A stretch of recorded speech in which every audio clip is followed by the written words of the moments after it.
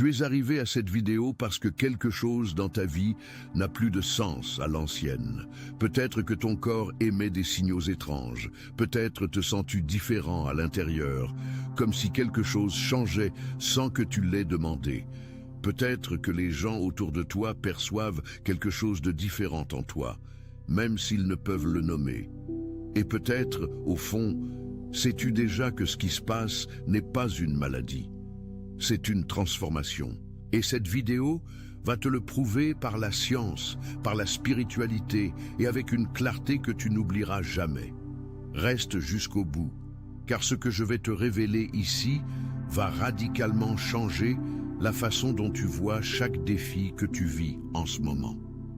Avant de continuer, si tu n'es pas encore abonné à cette chaîne, fais-le maintenant.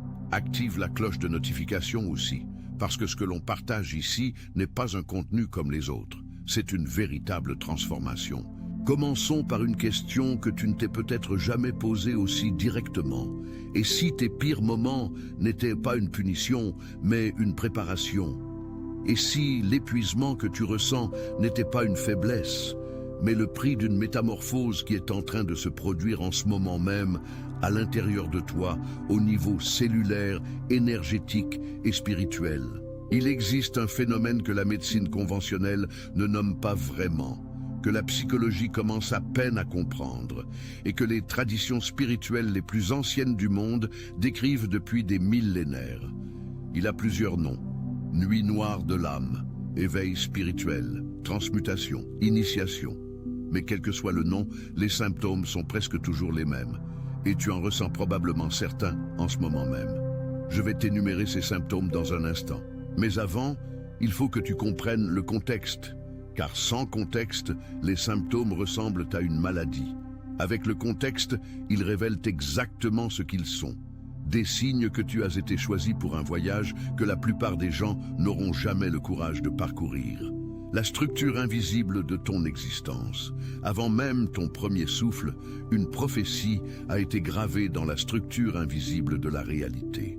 Elle n'est pas écrite dans de vieux livres, elle n'est pas gardée dans des temples secrets. Elle ne dépend d'aucun... Attention, vous devez vous préparer maintenant. J'ai préparé un contenu exclusif pour ceux qui sentent qu'ils ont été mis à part pour quelque chose de plus grand, mais vivent entourés de bruit, de distractions et de surcharge mentale. C'est un parcours de 30 jours qui va transformer votre vie, un chemin guidé pour blinder votre esprit et vous préparer à ce qui vient, avec des pratiques quotidiennes de focus, de limites et de discipline, également disponibles en version audio immersive. Plus de 10 000 lecteurs ont déjà transformé leur vie grâce au parcours de 30 jours. Des milliers de personnes ont déjà commencé cette transformation. Des gens comme vous, qui en avaient assez de vivre dans le brouillard. Des personnes ordinaires qui ont décidé de ne plus accepter le chaos mental. Profitez de cette offre à durée limitée, uniquement ce mois-ci. Accédez à votre lien juste en dessous, dans le commentaire épinglé. Prêtre pour être interprétée. Elle est codée dans les schémas de ta propre existence, cachée dans les défis que tu affronterais, scellée à l'intérieur des épreuves qui façonneraient précisément qui tu es. La plupart des gens vivent et meurent sans jamais rencontrer cette prophétie personnelle. Ils traversent la vie en réagissant, survivant, s'adaptant, mais sans jamais comprendre le schéma plus grand derrière tout ce qu'ils ont vécu. Mais toi, tu es différent. Et la preuve, c'est que tu es ici, maintenant. T'es-tu déjà demandé combien de coïncidences ont dû se produire pour que tu arrives exactement là où tu es aujourd'hui? Combien de portes ont dû se fermer pour que tu prennes le chemin qui t'a conduit ici? Combien de personnes ont dû apparaître et disparaître de ta vie au bon moment? Combien de situations douloureuses ont dû se produire exactement comme elles se sont produites pour te transformer en la personne que tu es maintenant? Les Japonais ont un concept appelé kintsugi. C'est l'art de réparer la céramique brisée avec de l'or. Au lieu de cacher les fissures, l'artisan les remplit d'or pur, rendant l'objet réparé plus précieux, plus beau et plus fort qu'avant d'être brisé. La philosophie derrière le kintsugi est profonde. Les cicatrices ne sont pas une honte, elles sont une histoire. Elles sont la preuve que quelque chose a survécu.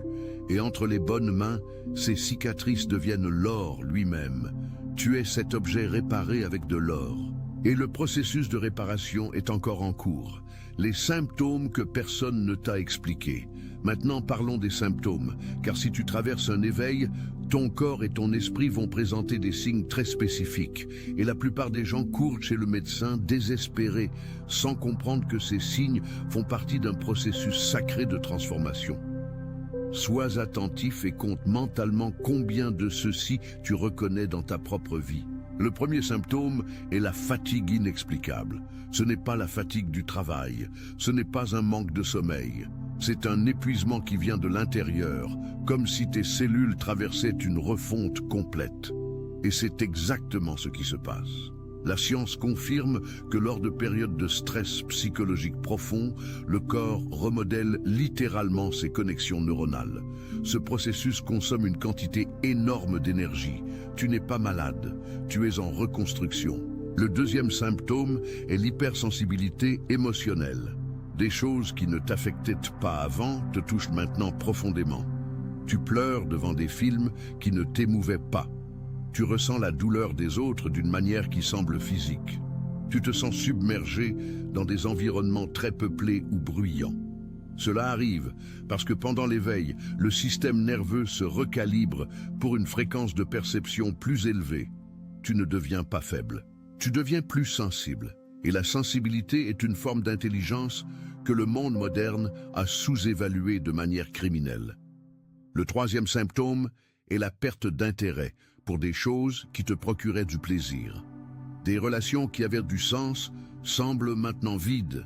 Des travaux qui semblaient importants paraissent futiles. Des environnements qui étaient confortables semblent maintenant étouffants. Ce n'est pas une dépression, même si cela peut y ressembler beaucoup. C'est ton système de valeurs qui passe par une mise à jour profonde. Ce qui servait à l'ancienne version de toi ne convient tout simplement plus à la version qui est en train d'émerger. Le quatrième symptôme est le sommeil perturbé avec des rêves intenses et vifs. Pendant l'éveil, l'esprit subconscient travaille à plein régime, traitant des transformations que l'esprit conscient ne peut pas encore suivre. Les rêves deviennent plus symboliques, plus archétypaux, plus mémorables. Beaucoup de gens rapportent des rêves qui ressemblent à des messages. Et c'est peut-être bien le cas. Le cinquième symptôme est la sensation de ne plus appartenir aux environnements où tu as toujours été. Famille, amis, travail, tout semble être sur une fréquence différente de la tienne. Tu essaies de t'intégrer, mais tu sens que tu forces quelque chose qui n'est plus vrai. C'est parce que tu es en processus d'ascension vibratoire. Quand une personne change de fréquence, elle entre naturellement en résonance avec des environnements différents et cesse de résonner avec les anciens. Cela fait mal, mais c'est le signe d'une croissance. Le sixième symptôme est l'intensification des conflits externes. Des personnes qui te traitaient bien commencent à se comporter étrangement. Des ennemis surgissent de lieux inattendus. Des trahisons se produisent. Et c'est là que les choses deviennent vraiment intéressantes, car ce symptôme spécifique n'est pas un accident, c'est un mécanisme. Tu dois comprendre ceci, quand une personne commence à s'éveiller, elle émet une fréquence différente, et cette fréquence fonctionne comme un détecteur automatique de vérité. Elle révèle qui était vraiment de ton côté et qui profitait simplement de la version limitée de toi. Ceux qui ne peuvent pas faire face à ce que tu deviens partent ou attaquent. Et les deux sont des services précieux, l'alchimie que tes ennemis ont déclenchée. Maintenant, je vais te parler de quelque chose qui va complètement changer la façon dont tu vois chaque personne qui t'a blessé, chaque trahison que tu as subie, chaque attaque qui a tenté de te détruire. Il existe une loi spirituelle et aussi physique, confirmée par la thermodynamique, qui dit que l'énergie ne se crée ni ne se détruit. Elle se transforme seulement. Et quand quelqu'un envoie de l'énergie négative vers toi, que ce soit de la colère, de l'envie, de la trahison, de la calomnie, cette énergie ne disparaît pas. Elle doit aller quelque part. Et la destination de cette énergie dépend entièrement de celui qui la reçoit.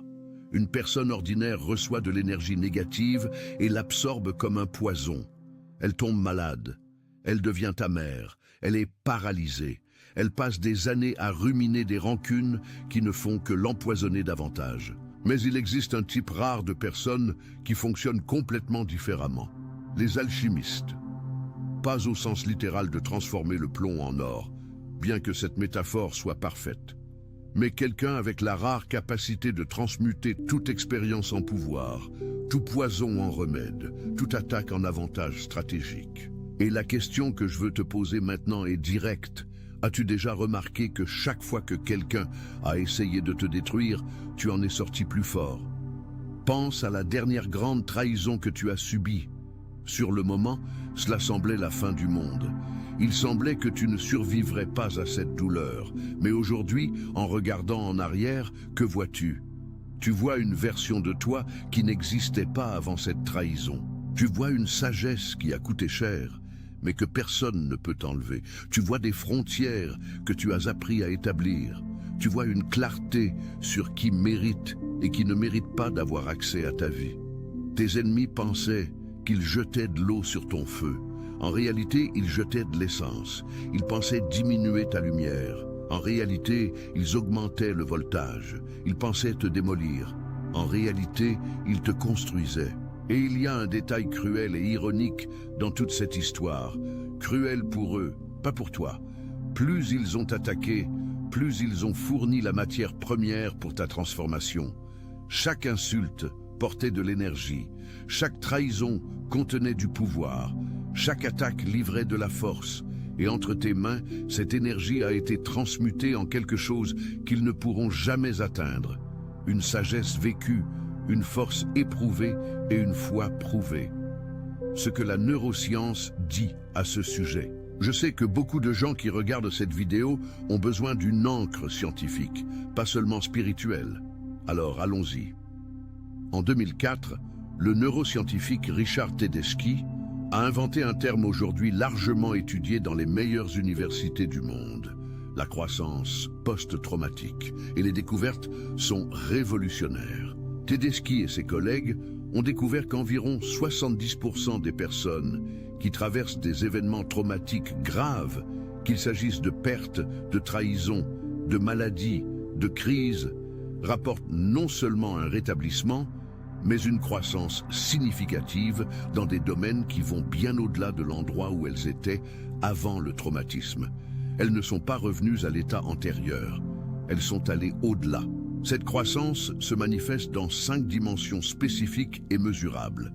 Une plus grande appréciation de la vie, des relations plus authentiques et profondes, la perception de nouvelles possibilités qui n'existaient pas auparavant, une force personnelle accrue et un développement spirituel accéléré. Et le détail le plus fascinant des recherches de Tedeschi est que la croissance ne vient pas malgré la lutte, elle vient à travers elle. Le processus de lutte, de questionnement, de déconstruction et de reconstruction des croyances est exactement le mécanisme qui produit la croissance. Maintenant, réfléchis avec moi. Si 70% des personnes grandissent après un traumatisme, et si tu es ici, regardant cette vidéo, cherchant une compréhension plus profonde de ce que tu traverses, à quel groupe penses-tu appartenir? Tu es dans le groupe de ceux qui transmutent, de ceux qui grandissent, de ceux qui émergent différents et supérieurs du feu. Cela a un nom en neurosciences, la neuroplasticité dirigée par le sens. Quand tu trouves un sens à ta douleur, quand tu encadres ta lutte comme faisant partie d'un voyage plus grand, ton cerveau forme littéralement de nouvelles connexions neuronales qui augmentent tes capacités cognitives, émotionnelles et même immunitaires. Tu deviens biologiquement plus fort en trouvant un sens à la souffrance. Ce n'est pas de la philosophie, c'est de la neurochimie, c'est de la biologie, c'est de la science dure confirmant ce que les sages spirituels savent depuis des millénaires. La prophétie personnelle et comment elle s'active. Maintenant, je vais te dire quelque chose que très peu de gens comprennent sur le fonctionnement du destin. Les prophéties ne s'activent pas toutes seules. Elles exigent des conditions spécifiques, des circonstances particulières, des combinaisons exactes d'événements pour être déverrouillées. C'est comme une serrure complexe qui ne s'ouvre que lorsque les bonnes pièces s'alignent dans le bon ordre. Et voici le paradoxe qui va te laisser bouche bée. Souvent, ce sont justement tes adversaires qui fournissent les conditions nécessaires à l'activation de ta prophétie personnelle. Pense à Joseph d'Égypte, une histoire que tu connais probablement. Ses frères l'ont vendu comme esclave par pure jalousie. Du point de vue humain, c'était une trahison des plus cruelles que l'on puisse imaginer. Mais sans cette trahison, Joseph ne serait jamais allé en Égypte. Sans l'Égypte, il ne serait jamais arrivé en prison. Sans la prison, il n'aurait jamais interprété les rêves. Sans les rêves, il ne serait jamais arrivé devant Pharaon. Sans Pharaon, il ne serait jamais devenu gouverneur et n'aurait sauvé non seulement l'Égypte, mais les propres frères qui ont tenté de le détruire. Tes ennemis pensaient écrire la fin de l'histoire de Joseph. En réalité, ils écrivaient l'ouverture du chapitre le plus glorieux. Et voici la question que je veux que tu graves profondément. Ce qui se passe dans ta vie maintenant peut être exactement cela. Ceux qui ont tenté de t'abattre peuvent être, sans le savoir, en train d'activer exactement la séquence d'événements qui va t'élever à des niveaux qu'ils ne peuvent même pas imaginer. Tes ennemis, dans leur arrogance, ont fait quelque chose qui a tout changé. Ils ont brisé le premier sceau. Ils ont déclenché ton éveil. Ils ont mis en mouvement une séquence d'événements qui ne peut plus être arrêtée, ni inversée. Et maintenant, la prophétie est en mouvement.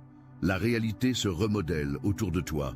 Et ils commencent, lentement, à réaliser qu'ils n'ont pas attaqué n'importe qui. Ils ont attaqué le personnage principal d'une histoire qui a été écrite bien avant qu'il n'existe. Pourquoi tu as été choisi ? Maintenant, je vais aborder un point que tu n'as peut-être jamais entendu exprimer avec autant de clarté. Tout le monde n'est pas testé avec la même intensité. Tout le monde ne reçoit pas les mêmes épreuves, les mêmes adversaires, les mêmes nuits noires. Et ce n'est pas une injustice, c'est une sélection. Dans la nature, les métaux les plus précieux ont besoin de températures plus élevées pour être purifiés. Le diamant est du carbone qui a survécu à une pression qui détruirait tout autre élément. L'or ne se sépare des impuretés que lorsqu'il est soumis à une chaleur extrême. La résistance du processus est proportionnelle à la valeur du résultat.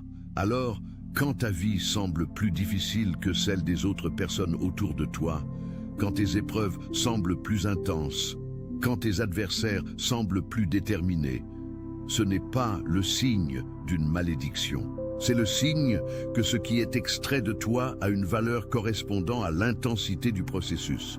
Et il existe une caractéristique spécifique qui marque les personnes qui traversent un éveil spirituel intense: la sensibilité d'origine. Ce sont des personnes qui, depuis le plus jeune âge, ont ressenti les choses plus profondément, qui ont absorbé les émotions environnantes comme des éponges, qui ont plus souffert dans des environnements toxiques parce que leur système nerveux est calibré pour des fréquences plus élevées. Si tu es cette personne, tu as probablement passé une bonne partie de ta vie à te demander pourquoi tu ressens autant, pourquoi les choses t'affectent plus qu'elles ne semblent affecter les autres, pourquoi tu sembles porter un poids que personne d'autre ne peut voir. La réponse est que tu n'as pas été fait pour le monde tel qu'il est. Tu as été fait pour le monde tel qu'il peut être. Et ta sensibilité n'est pas une faiblesse, c'est ton antenne la plus puissante, calibrée pour capter des fréquences que la plupart des gens ne parviennent simplement pas à percevoir. Le processus de transmutation en pratique. Très bien, tu comprends le concept. Mais comment cela fonctionne-t-il en pratique ? Comment deviens-tu consciemment un alchimiste au lieu d'être simplement une victime des circonstances ? Je vais te donner un processus simple en 3 étapes qui va transformer ta relation avec chaque difficulté que tu vis en ce moment. La première étape s'appelle la reconnaissance sans résistance. La plupart des gens, lorsqu'ils traversent quelque chose de douloureux, entrent immédiatement en mode résistance. Ils naissent de la douleur, essaient de fuir, s'anesthésient avec le travail, l'alcool, les réseaux sociaux, tout ce qui retarde la confrontation. Mais la résistance ne dissout pas la douleur. Elle la cristallise. Elle bloque l'énergie sur place. Le processus alchimique ne commence que lorsque tu arrêtes de résister et commences à reconnaître. Cela ne signifie pas que tu es d'accord avec ce qui s'est passé. cela ne signifie pas que c'était juste. Cela signifie que tu acceptes que cela s'est produit et que tu décides de ne pas dépenser ton énergie vitale à lutter contre une réalité qui existe déjà. Tu dis, cela s'est produit. C'est ici. Et maintenant, je vais travailler avec cela. La deuxième étape est la recherche active de sens. Voici le mécanisme central de la transmutation.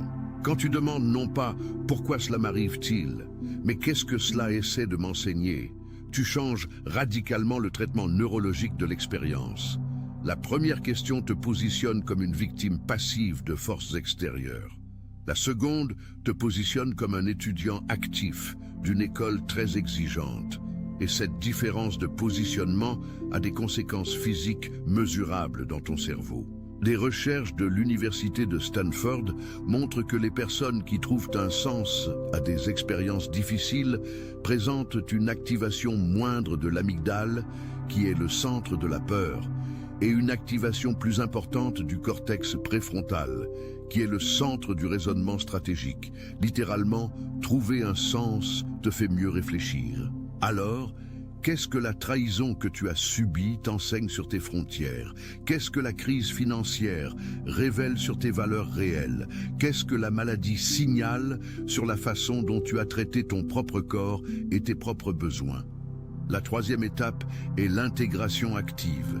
Cela signifie non seulement extraire l'apprentissage mentalement, mais incorporer la transformation dans des comportements concrets.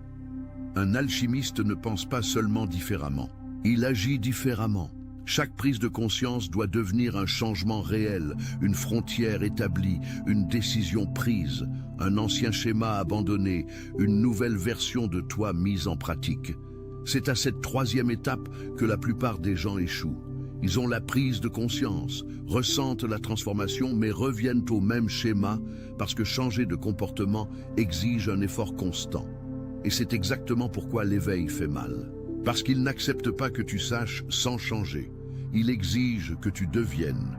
La synchronicité comme confirmation. Carl Jung, l'un des plus grands psychologues de l'histoire, a passé des décennies à étudier un phénomène qu'il a appelé la synchronicité.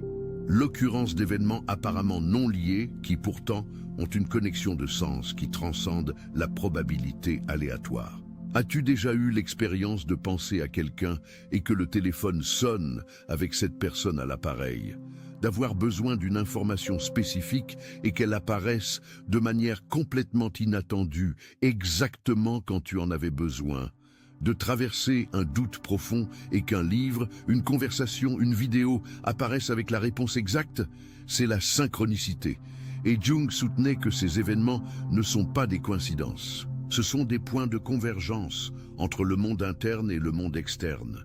Des moments où la réalité confirme que tu es sur le bon chemin.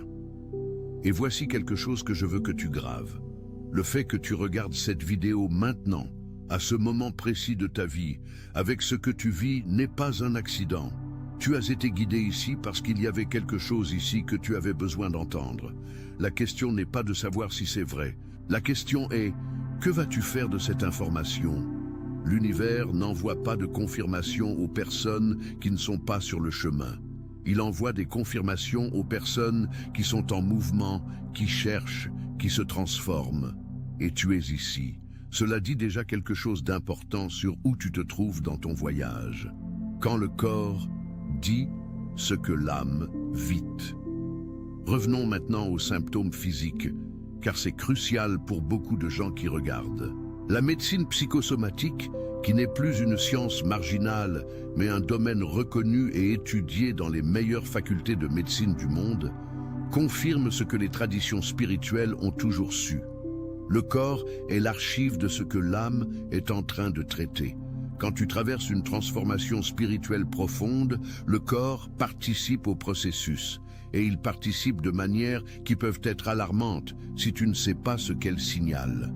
Des douleurs à la poitrine que les examens n'expliquent pas peuvent être le cœur, qui s'élargit pour une plus grande capacité d'amour et de compassion.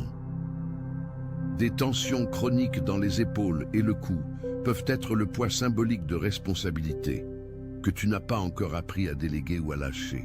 Des problèmes digestifs inexplicables coïncident souvent avec des périodes où une grande intuition est bloquée, car l'intestin, qui a plus de neurones que la moelle épinière, est littéralement le deuxième cerveau, le centre de l'intuition somatique. Cela ne signifie pas que tu dois ignorer les symptômes physiques. Prends soin de ton corps, va chez le médecin, fais les examens, mais considère aussi la dimension plus profonde de ce qui se passe. Et il y a un symptôme spécifique que je veux mentionner parce qu'il est très courant pendant les éveils et très rarement compris correctement: l'effondrement de l'identité. Tu te réveilles un jour et tu ne sais plus qui tu es. Les certitudes que tu avais sur toi-même, sur tes valeurs, sur ce que tu veux de la vie, tout semble s'être effondré. C'est terrifiant, mais c'est aussi l'un des signes les plus clairs que l'éveil se produit vraiment. Parce que l'identité qui s'est effondrée était une construction. C'était une armure que tu as développée pour survivre dans des environnements qui n'étaient pas sûrs pour ta version la plus authentique.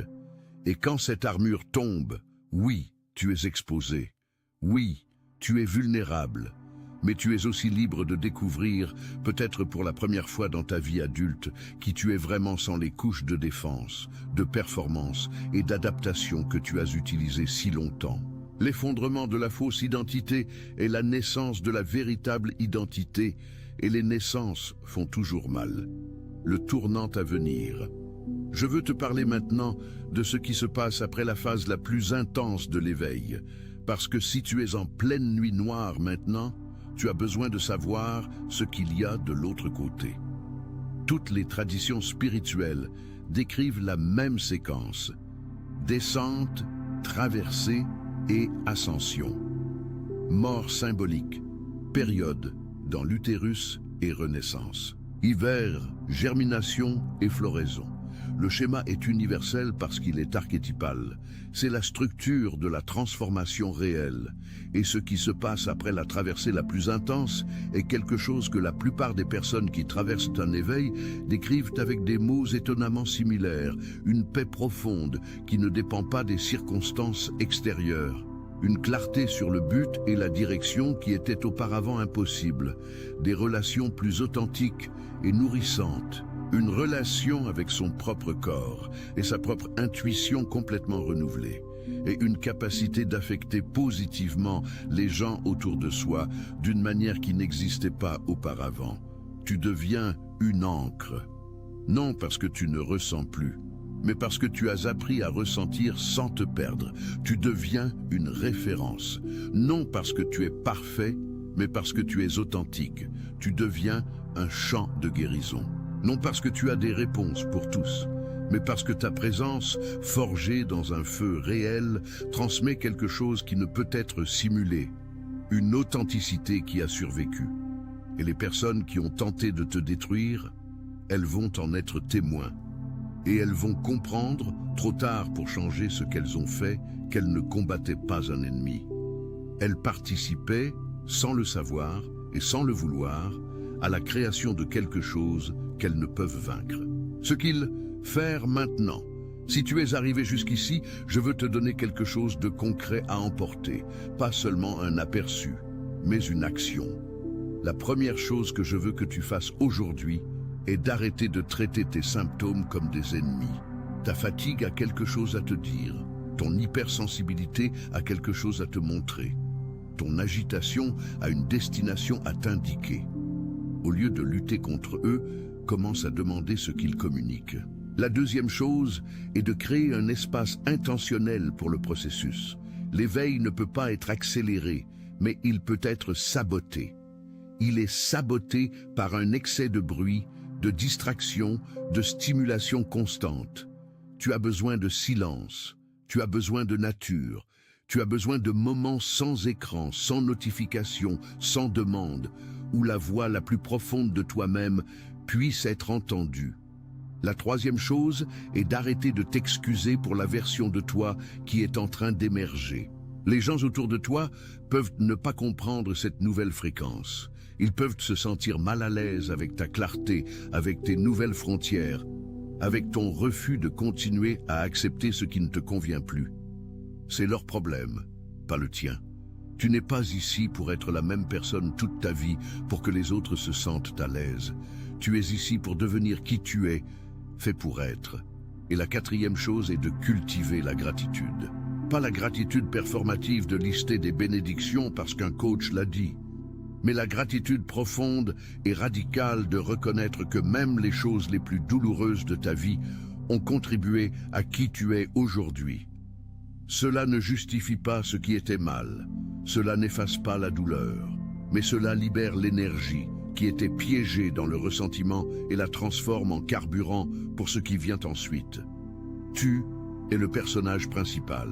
Je dois te dire quelque chose que peut-être personne ne t'a dit avec cette clarté. Tu n'es pas un figurant dans l'histoire de qui que ce soit. Tu n'es pas l'obstacle, la victime, le personnage qui souffre pendant que d'autres triomphent. Tu es le personnage principal d'une histoire qui est encore en train d'être écrite et les chapitres les plus puissants sont encore à venir. Les personnages principaux ne sont pas ceux qui ne souffrent jamais. Ce sont ceux qui souffrent, qui descendent dans leurs propres abîmes, qui affrontent ce qui semble être des défaites finales et qui émergent transformés, portant quelque chose qui n'aurait pu être gagné d'aucune autre manière. Tu es dans ce chapitre maintenant, le chapitre que les lecteurs respectent le plus, le chapitre qui définit qui est vraiment le héros, et le chapitre qui rend ce qui vient après encore plus puissant. Tes adversaires ont fourni les conditions pour l'activation de ta prophétie personnelle. Ta souffrance a fourni la matière première pour ta transmutation. Et toi, consciemment ou non, tu as déjà initié le processus alchimique. Maintenant, il est temps de le conduire avec intention. L'appel qui ne peut être ignoré. Si tu as regardé cette vidéo jusqu'au bout, je veux que tu saches, cela non plus n'était pas une coïncidence. Il existe un appel qui résonne chez certaines personnes d'une manière qui ne peut être réduite au silence.